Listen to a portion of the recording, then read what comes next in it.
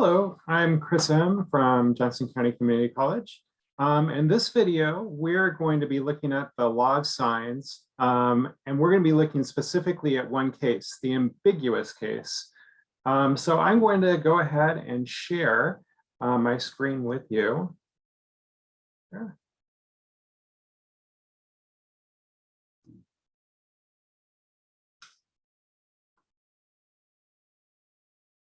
There we go.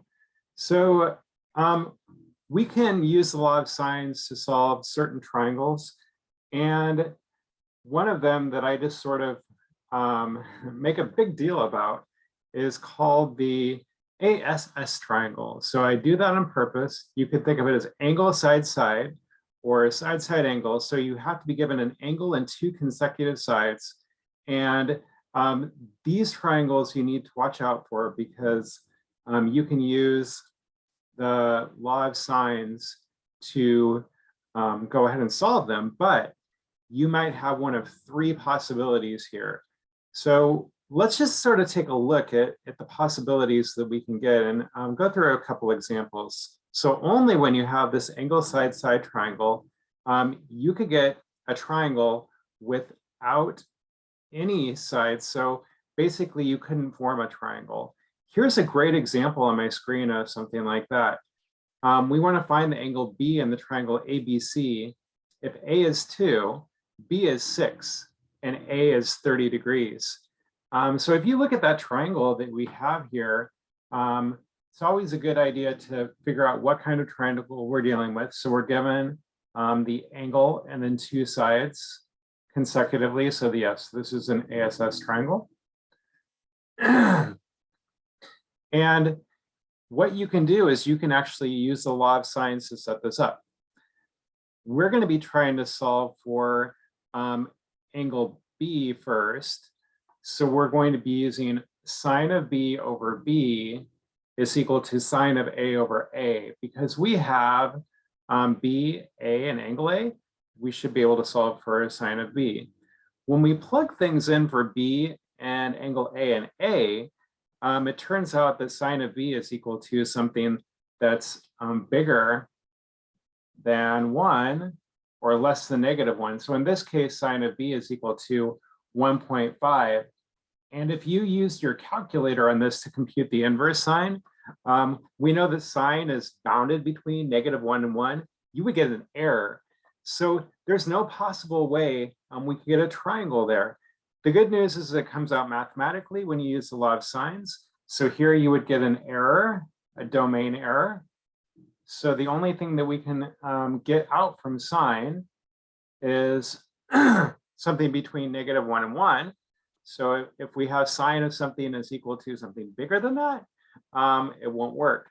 And when you look over at the triangle, you can sort of see that if we're constrained with this 30-degree angle, and this side needs to be 6, whereas this side is 2, there's just no way that it's going to come down and join and be possible to make a triangle here. Even if we swept it out, the book does a really nice job of illustrating that. There's no way that we would get a triangle out of that. Okay, so the first case is we could have no triangles at all. I will take you through examples of the other cases, but you can see here pictorially where you can have one triangle. So what if this angle was 90 degrees? Or you could have two triangles. We'll take a look at an example there. So two possibilities for the triangles. And really, again, this table in your textbook really shows you sort of the ideas here. So one thing I want to point out is if you're given A to be acute, so if A is less than 90, then you will have the possibility for two triangles.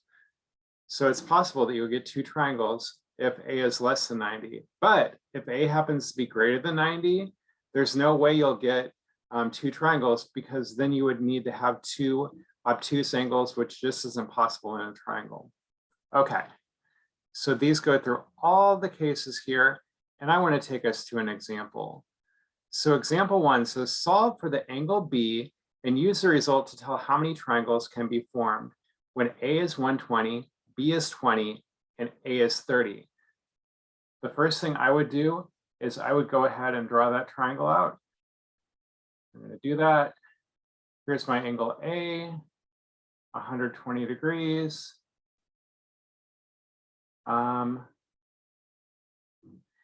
My side A across from it is 30 centimeters.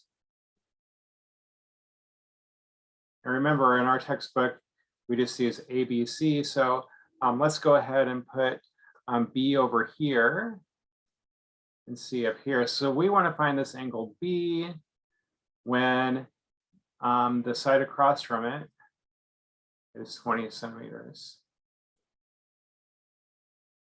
So we start out by seeing what kind of triangle we have. Well, we're given an angle, a side, and then a side consecutively. So no surprises here. We do have this ASS triangle. So I'm going to give you, you'll want to pause your video now. I'm going to give you however long you need to try to figure this one out. And I'll be right back to share my answer with you.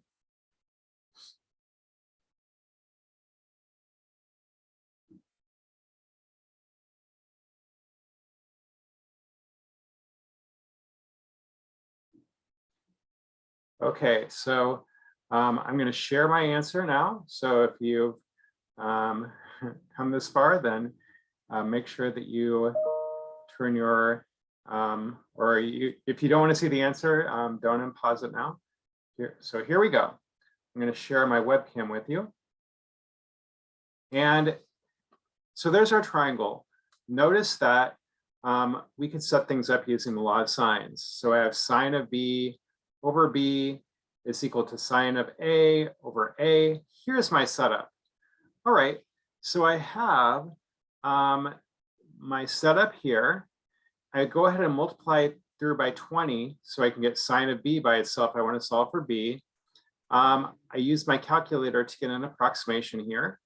And then I took inverse sine to try to find that angle. So it looks like in this case, my ratio was less than 1 and greater than -1. So this will be possible. And I had B equal about 35 degrees. So here B is equal to approximately 35 degrees. And that looks pretty good from the picture there.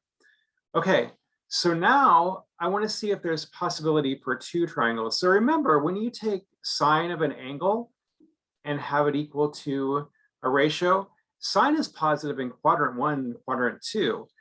This is in quadrant 1. So what's the equivalent angle in quadrant 2? So let's slide over here.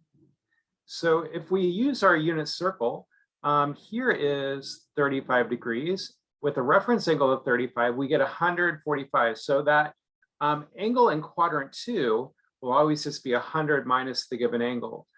You know, if I have an angle of 145 and one of the given angles was 120, those two would add up to more than 180 right there. So I can't have two obtuse angles in my triangle. So this one's not possible. So there's only one triangle possible here, and that B would be 35 degrees.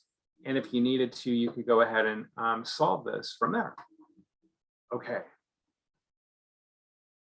So now let's go back and take a look at another example here. Oops.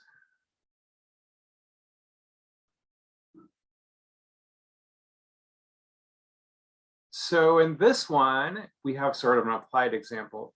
It says a 51-foot wire running from the top of a tent pole to the ground makes an angle of 58 degrees with the ground. If the length of the tent pole is 44 feet, how far is it from the bottom of the tent pole to the point where the wire is fastened to the ground? Notice the tent pole is not necessarily perpendicular to the ground. So yes, of course, we want to make a picture here. So I'm going to go ahead and do that. So we have a 51-foot wire running from the top of a tent pole to the ground, and that's making an angle of 58 degrees with the ground. So pretend that that is flat ground there. And then I have a tent pole that's 44 feet. So here's my tent pole over here. It's 44 feet. And this wire was 51 feet, by the way. So I want to find out how far it is from the bottom of the tent pole to where the wire is fastened to the ground. So essentially, I'm looking for this side. I'm just going to call it C here. And if I fill out the rest of my triangle, just sort of generically, this is what it looks like. So I have A and B given. So I want to try to find that side C. Again, what kind of triangle are we dealing with here? Well, let's check it out. So I'm given an angle, angle 1, and then a side, and then another side. So yep, oops, it's this dirty word, the ASS triangle. So I'm going to have you give it a look. So try to use the law of sines to set this up to solve for a C. So we're looking for a C. So go ahead and pause your video. While you're doing that, I'm going to try to go for my new share, okay?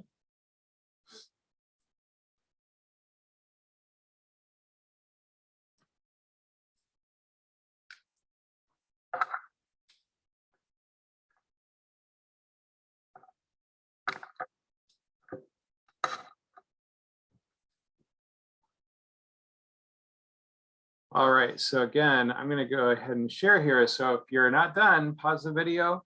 But here I'm going to share this new video of it showing up. So here's my setup here. So I'm of course using law of sines. So I did sine of A over A is equal. Notice I couldn't get C right off the bat. I really need angle C. So I'm going to go ahead and solve for sine B first. So we do sine A over A is equal to sine B over B. So that is my setup right here. I go ahead and multiply 51 feet across, and I take the inverse sign, and that gives me B. So B to the nearest degree is going to be 79 degrees. Is there a possibility for another angle? Notice that the given angle is acute. So yeah, it's possible. And this sort of, as I say, comes out in the wash, because if it's possible, then the two angles will add up to something that's less than 180, and we'll be able to have a third angle there. So one of the angles possible is 79. In quadrant 2 would be 180 minus 79, or 101 for our B prime. So let's just do a mental check here. Is 101 plus 58, is that less than 180? Yeah, it is. So we could have two triangles here. I'm going to go ahead and compute C. I've already done that actually over here. And I have two possibilities for C. So when I have two triangles, I just call one of them B and one of them B prime. So B prime is my second triangle. So if I use my angle B, and of course my given A here, my C is going to be 43 degrees. And then my C prime is going to be 180 minus my B prime minus my given angle. So that's going to be 21 degrees. So these are my two possibilities for C. All right, so we are looking for this side C, and we can go ahead and do that using these two angles and using the law of sines. So I'm going to show you how I did that. I'm going to be using this ratio, and then I'm going to be using these two different angles for C to find that. So let me reveal what I did there.